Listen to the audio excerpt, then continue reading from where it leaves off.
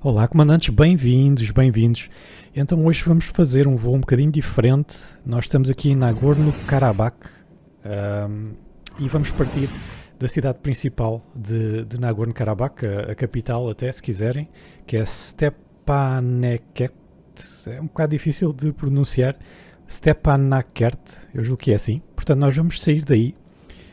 Vamos voar um bocadinho para norte, até à cidade de Ganja, que é a segunda maior cidade do Azerbaijão, e enquanto voamos eu aproveito para falar na situação de Nagorno-Karabakh, o que é que está a acontecer, porque é que está a acontecer, que eu estive aqui a fazer um bocado de uma investigação.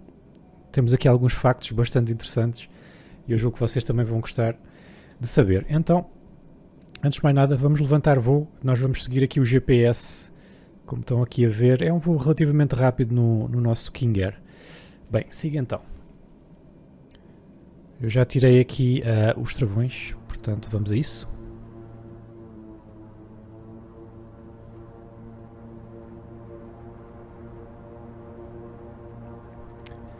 Portanto já temos ali o airspeed. Este aqui é o aeroporto internacional de Stepanakert, que é um nome um bocado difícil de dizer, por isso eu talvez esteja a dizer mal. 84 nós. Vamos começar aqui a subir o nariz. Ok, já estamos no ar. Portanto, trem de aterragem para cima. Já está. Vamos continuar então a subir. Acho que dá para ver. Dá para ver o aeroporto ali em baixo. É assim, a cidade na verdade fica para trás de nós. A cidade fica aqui. O aeroporto, isto é um vale, isto é uma região bastante montanhosa, não é? Isto é um vale e o aeroporto fica ali. Deixa-me lá controlar aqui melhor o avião, porque eu queria meter o piloto automático.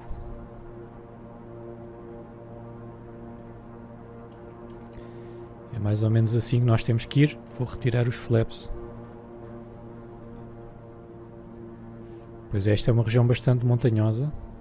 Aliás, segundo o que eu vi, Nagorno quer dizer região montanhosa, por isso faz sentido, não é?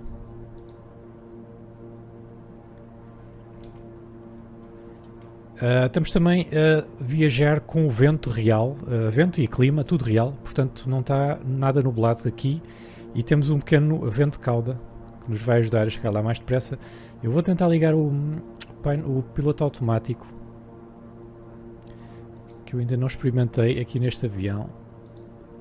Vamos ligar aqui no Nav Mode e a altitude também. Já estive a fazer isto para os 5000 pés. Claro que ele se esqueceu.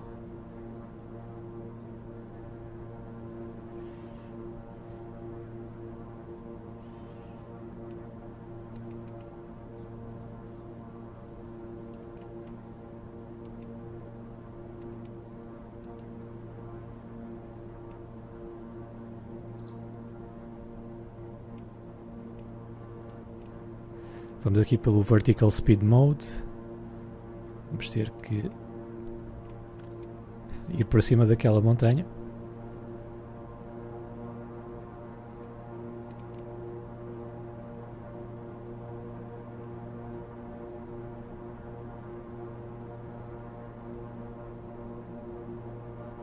Talvez 6000 pés seja aqui o melhor.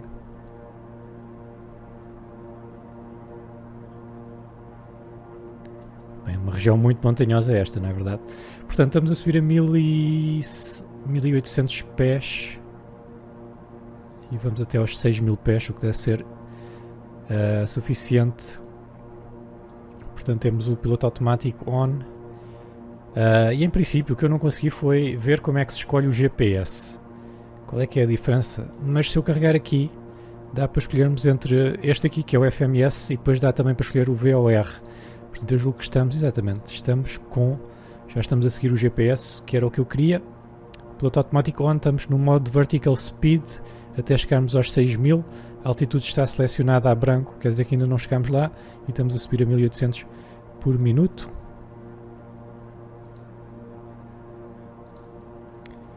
Eu vou ter que tirar agora um bocadinho de potência.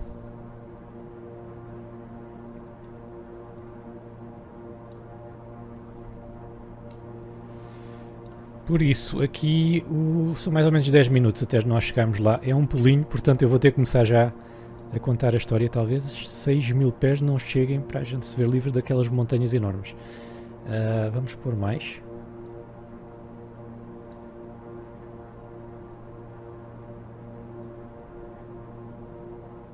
Vamos pôr aí 8.000 pés.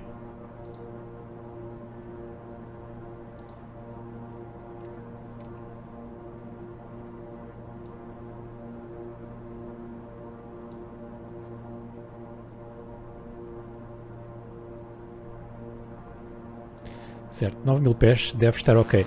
Então, malta, é assim. O que é que eu tive aqui a ver? Nós estamos em Nagorno-Karabakh, que é, portanto, na região do Cáucaso, fica ali a sul da Rússia. E nesta região nós temos dois povos, ou duas etnias, não é? 76% são arménios, 23% são azeris. Azeris, que é o povo do Azerbaijão. E depois o resto são outras etnias, não é? Então é assim, tanto os arménios como os azeris, eles são vizinhos, não é? Já há muito tempo, a cultura deles é bastante semelhante. Uma das diferenças é a religião, a outra é a língua. Os arménios têm a sua própria língua e os arménios são cristãos ortodoxos, na sua maioria. Os azeris são um grupo étnico mais para o lado dos turcos, se bem que alguns dizem que é mais do estilo dos persas, portanto isto está ainda em discussão. E na verdade a maioria dos azeris vive no Irão e 8 milhões vivem no Azerbaijão, não é? E os azeris são muçulmanos xiitas, que é aquela parte dos muçulmanos, só 10 a 20% dos muçulmanos é que são xiitas, principalmente nesta região aqui, Irão, Iraque e onde nós estamos, não é? No Azerbaijão.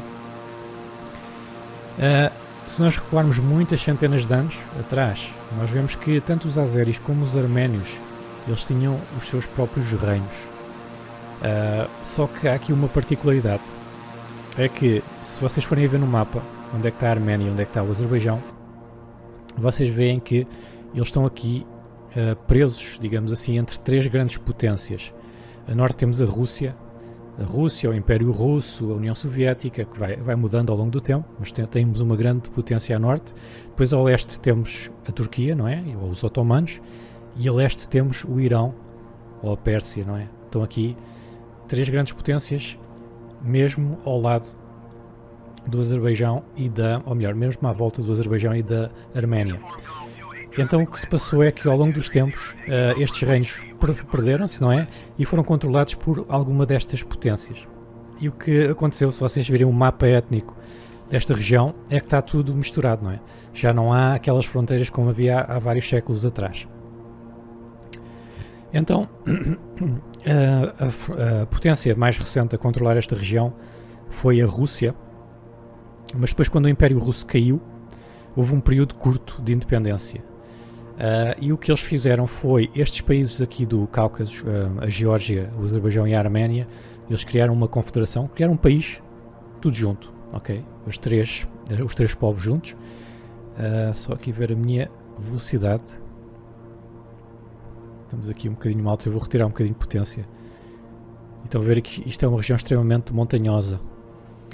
Mas sim, eu estava a dizer, eles criaram então o tal país juntos, mas não correu bem, porque havia aí muitos sentimentos nacionalistas, então acabaram por dissolver o país e criar a Geórgia, a Arménia e o Azerbaijão, que também, como três países independentes, não durou quase nada, porque depois, entretanto, a União Soviética decidiu reaver esta área e começou a conquistar primeiro o Azerbaijão e depois conquistou as outras duas repúblicas, e então estes três países passaram logo a pertencer à União Soviética. E aqui, o que é que a União Soviética fez para manter o poder aqui?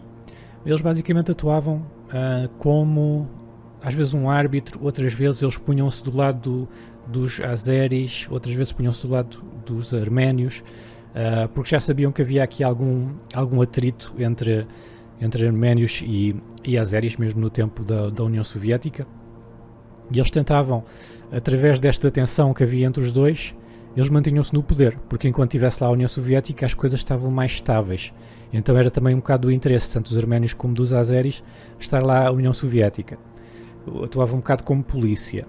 e atuavam também sempre sem fazer uma das partes muito fortes. Só que depois o tempo foi andando e sempre com bastante tensão, havia às vezes até violência, assassinatos, havia coisas assim, mas não havia guerra aberta. Até mais para o final da União Soviética, já nos anos 80 a União Soviética estava muito fraca, já estava quase a cair, e aí a Arménia pediu à União Soviética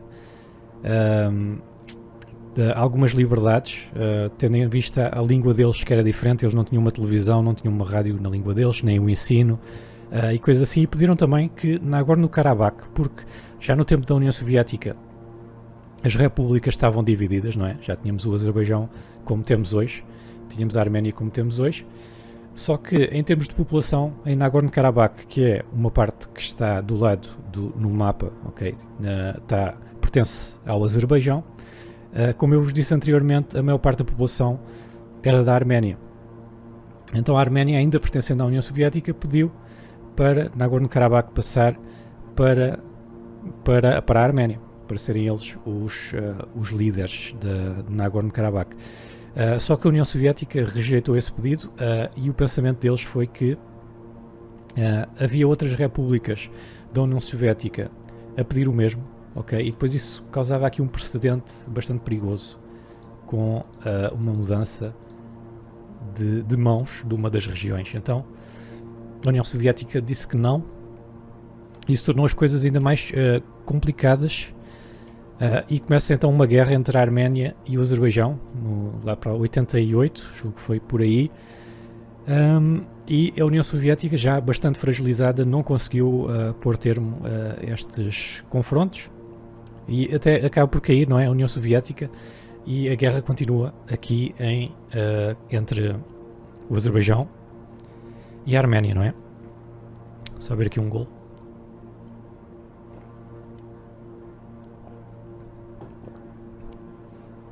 Então esta guerra aqui tem 7 anos e o conflito acaba num cessar-fogo em 1994, que ele é assinado com a ajuda da intermediação do chamado Grupo de Minsk, que é um grupo da OSCE, e é esse cessar-fogo 94 que está válido ainda hoje.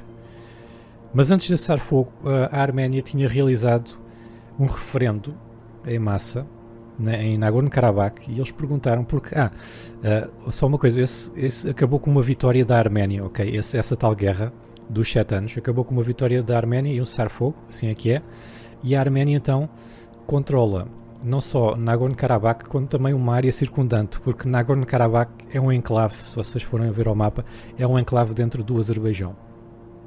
Eu acho que está ali já o nosso aeroporto. Vamos começar a descer.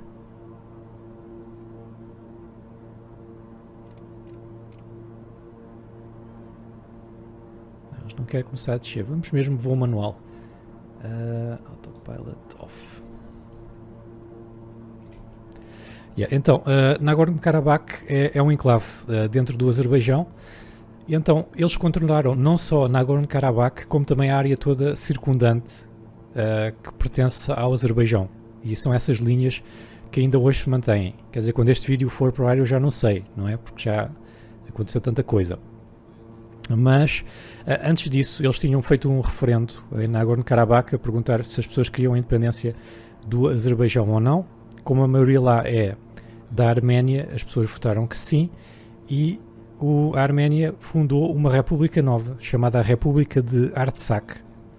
Outro nome para ela é a República de Nagorno-Karabakh, que é a república, é o nome antigo. Artsakh é o nome que os arménios dão a Nagorno-Karabakh, ok?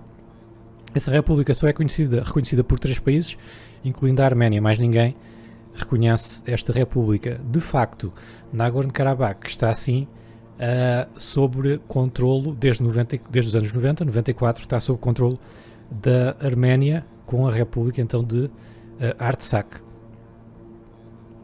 Desde essa altura tem havido bastantes violações do cessar-fogo, com feridos e mortos também, mas nunca tão grave como estamos a ver hoje, não é? Agora o que é que aconteceu mais para os dias de hoje? A Turquia e o Erdogan, eles apoiam claramente o Azerbaijão. E o Erdogan já disse que dava apoio militar e estratégico e tudo. Depois temos a outra parte, que é o Irão. Ora, o Irão já disse que eles estão bem com os dois países, têm ótimas relações tanto com a Arménia como com o Azerbaijão, mas que eles não toleram tropas estrangeiras junto à fronteira iraniana.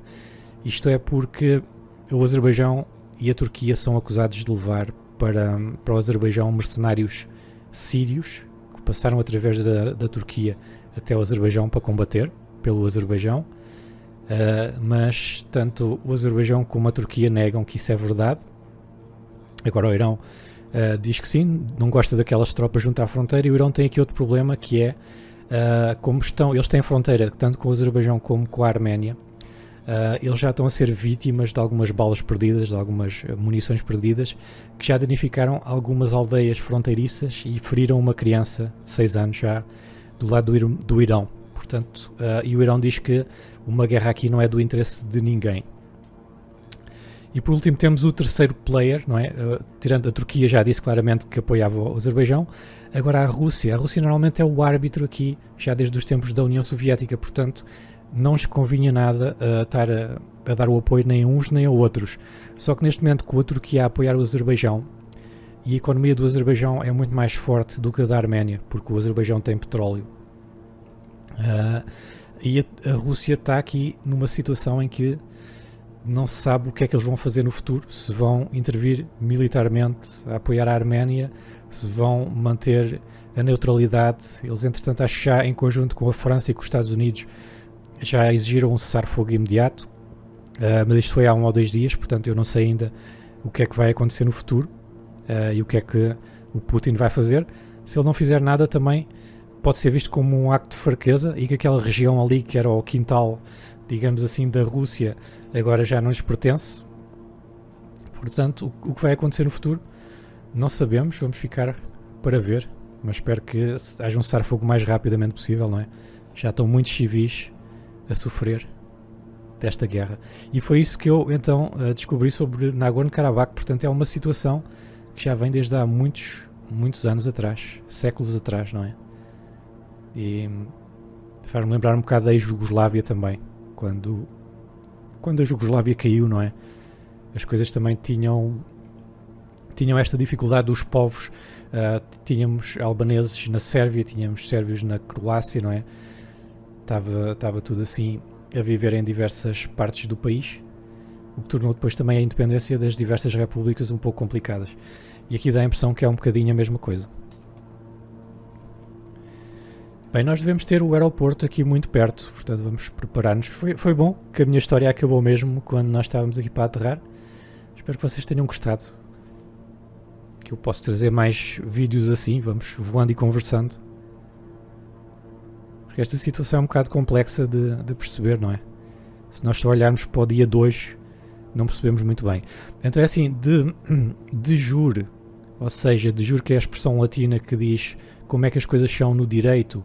A região de Nagorno-Karabakh já pertencia ao Azerbaijão desde os tempos da União Soviética e é reconhecida também pelas Nações Unidas como parte do Azerbaijão.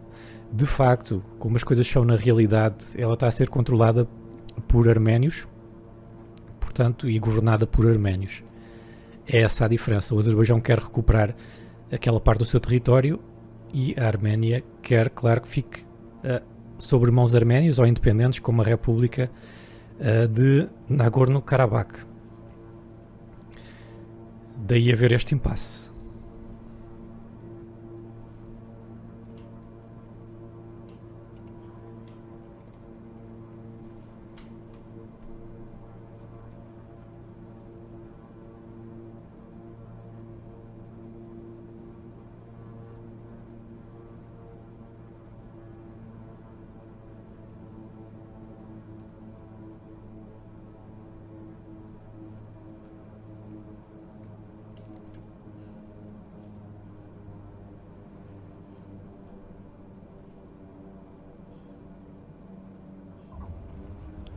Ora, aí está.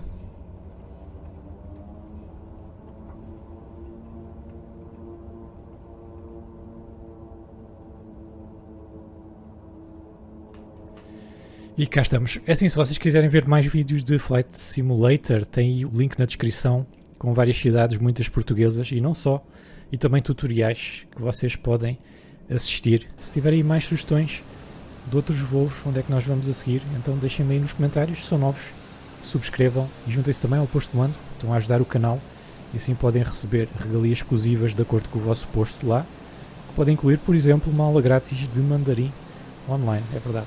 Tem aí várias coisas, já para não falar dos stickers e dos ícones que vocês vão ter sempre que o comentarem ou que falarem no chat aqui no YouTube. Eu sou o Travolta, vejo-vos então no próximo vídeo, até lá, fiquem bem.